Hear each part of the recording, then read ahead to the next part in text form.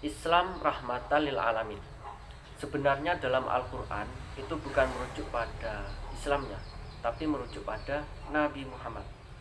Wa ma arsalnaka illa rahmatan lil alamin. Kami tidak mengutusmu, wahai Muhammad, kecuali sebagai rahmatan lil alamin. Tetapi barangkali karena Nabi Muhammad itu ikon Islam, jadi Islam itu ya Muhammad, Muhammad ya Islam. Jadinya terus ada istilah Islam rahmatan lil alamin. Rahmat itu artinya cinta kasih. Al-alamin itu artinya diperselisihkan oleh para ulama.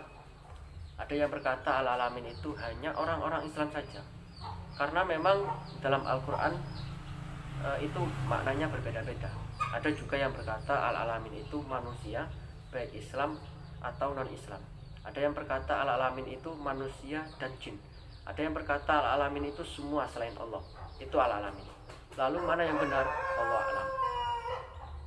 Tapi kalau kita melihat sirah Nabi, kita tahu betapa Nabi sayang pada orang Islam, berani melarat demi kepentingan umat. Tetapi kita juga tahu bahwa cinta kasih Nabi itu bukan hanya pada orang Islam.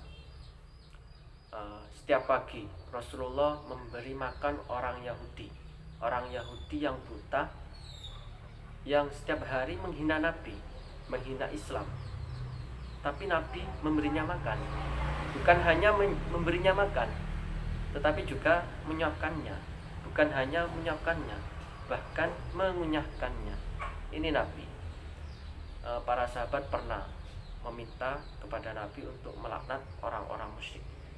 Tapi Nabi berkata, aku diutus bukan sebagai pelaknat, tapi sebagai penyebar kasih sayang. Itu Nabi, kasih sayangnya bukan hanya pada manusia, pada hewan pun Nabi juga rahmat. Semisal Nabi melarang seseorang kencing di liang semut karena Nabi sayang. Siapa tahu ada semut yang lagi bulan madu.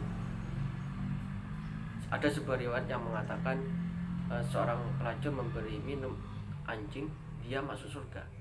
Dia pelacur, itu kan perbuatan yang sangat hina, tapi dia masuk surga karena memberi minum anjing. Ada seorang muslimah, dia mengurung kucing dan tidak memberinya makan, masuk neraka. Itulah rahmat kepada binatang, rahmat kepada jin.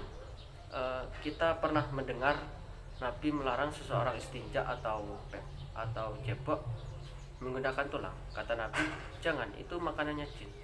Sampai Rasulullah memperhatikan makanannya jin.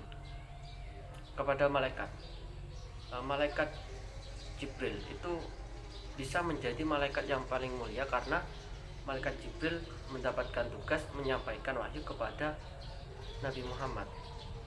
Jadi rahmatan lil alamin, menurut saya yang paling tepat itu kasih sayang untuk semesta alam.